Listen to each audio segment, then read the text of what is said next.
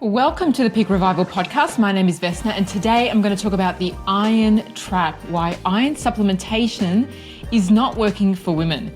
Now, iron deficiency or iron depletion is one of the most common deficiencies I see for women. And women, I find, are struggling or suffering with this for a long time. So they're on the supplements, they've been doing it for a long time, they get their blood test done again, and they're still low in iron.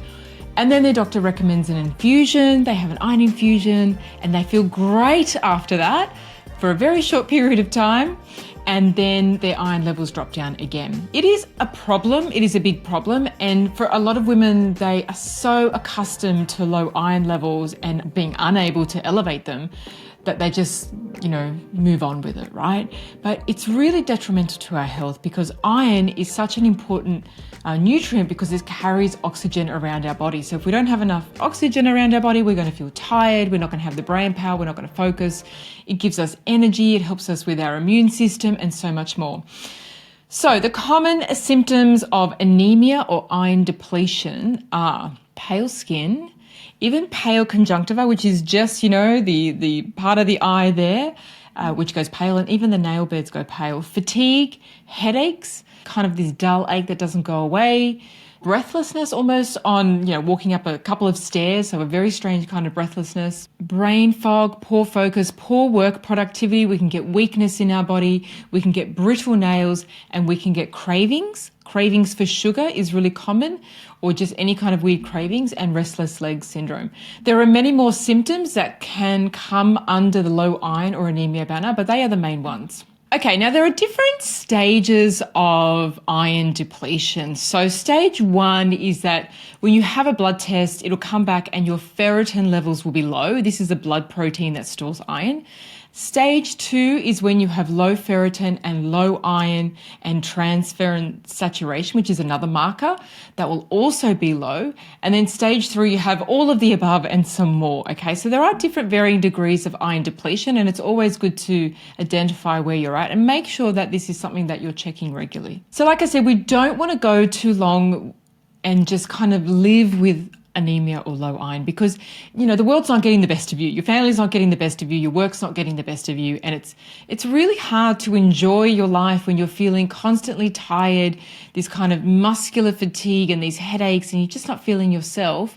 And there is a lot that you can do. And I really want to explain how the things that you may be doing right now could be the number one barrier to you having better iron levels. So why your iron supplementation is not working? Number one, the dosage. So quite often, if you've got low iron, you might be taking high doses of iron every day, maybe twice a day, and you've been doing that for a long time.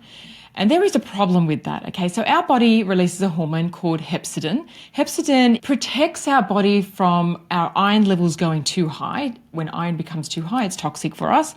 So our body is really intelligent and tries to balance out and prevent this toxicity, so it releases a hormone called hepcidin. Now, when we try to elevate our iron levels by really going in with high doses, even infusions, right? But high doses of iron supplementation, we're going to elevate this hormone hepcidin. So the higher we go in supplements, the higher hepcidin goes, and so the less we absorb, right? So higher doses are a problem.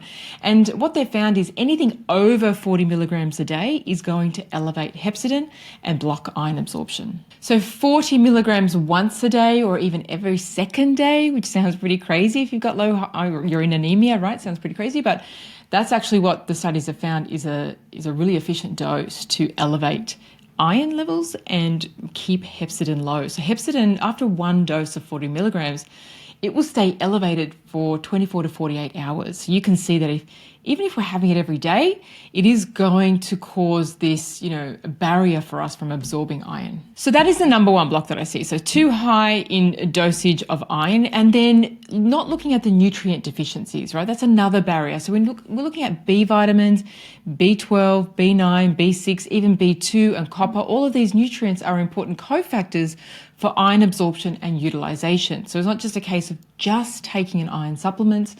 we need the cofactors that go with it. And the other reason why your supplementation is not working is that you haven't addressed the underlying cause of low iron. So yes, it can be dietary if you're not getting enough of the dietary sources of iron and the B vitamin sources, but it can be other reasons. It could be if you've got fibroids and you have a heavy period.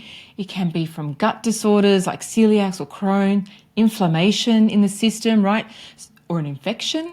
Okay, so when our body has an infection or inflammation, it kind of hides the iron because iron will accelerate or create more inflammation with that infection. And so therefore, temporarily when we have an infection and we're sick, our iron levels can come back as low. And this is very normal. And then you want to retest again after a couple of months after the infection has passed to see that they have restored. But it's very, very common that there can be a low-grade infection that is causing iron levels to stay low, regardless of your diet and regardless of supplementation. So what you want to do is have your blood test done and have a look at the immune markers to make sure there's nothing hanging around that is causing this. The other factor that impacts iron absorption is gut health, right? And I see this a lot with my clients. So there's poor gut health. Again, you may not have symptoms of poor gut health, but commonly it's bloating, it's indigestion, it's irregular bowels, it's a number of symptoms, or it could be nothing, right? And so if we don't have proper gut health, such as the pH in our gut, the microbiome, it will disrupt how our body can absorb iron and the B vitamins that are the cofactors that go with the iron. Okay, so what can you do knowing that too high of doses is going to make things worse, that we need some cofactors with it and there's other things going on? So number one, the elemental iron dose that you want to stick to is 40 milligrams a day. Do not go over it. You could even do every second day. So studies have shown that that is effective as well. You want to combine the iron with its cofactors, the folate, the B12, the B6, the B2, and even copper. Now, the timing of your iron supplementation is also important. So actually hepcidin, so remember that hormone that I said, if we have too much iron, it'll block iron absorption. So hepcidin's at its lowest in the morning, and it will also be lower. So say with our evening meal, if you're having some animal protein, that is the best time to have your iron supplement. So either in the morning or in the evening with your meal. Second part is we want to look at making sure that you get dietary sources of iron, okay? So if you are vegan or vegetarian, then you really will have to look at obviously iron supplementation, but definitely B12 as well. But you also, if you're not vegan or vegetarian, you want to make sure that you're getting that from your food. So your animal products are your best source of iron and your B12 and your seafood and your poultry. And you want to avoid foods with phytates, especially when you're taking your iron supplementation. So your nuts, your seeds and your pulses will produce phytates, which actually block iron absorption. And lastly, it's all good to take the supplementation, but you have to correct the underlying causes. So like I said, it can be inflammation in the system. You can do testing to check that, like a CRP is a test which helps to check inflammation in the system. You want to look at your immune cells. Is your body fighting off any infection or any parasitic infection? You want to treat any underlying gut disorders. And it could be that your gut health is not optimized. So you're not digesting your food. There's probably disrupt in your pH, in your microbiome, and all of that needs to be addressed in order for you to have proper iron absorption. Now, I did a podcast on that, on gut health, so you can go and listen to that one and I cover that in more detail. Okay, so they are my tips and treatment to increase your iron level. So make sure that you follow these steps because, like I said, iron deficiency is really going to wreak havoc on the way that you feel and show up every day. So what I would love for you to do now is leave me a comment below and let me know, are you struggling with anemia? Have you tried all the supplementations? And what have you tried already and it really hasn't brought the results that you were hoping? Let me know in the comments below.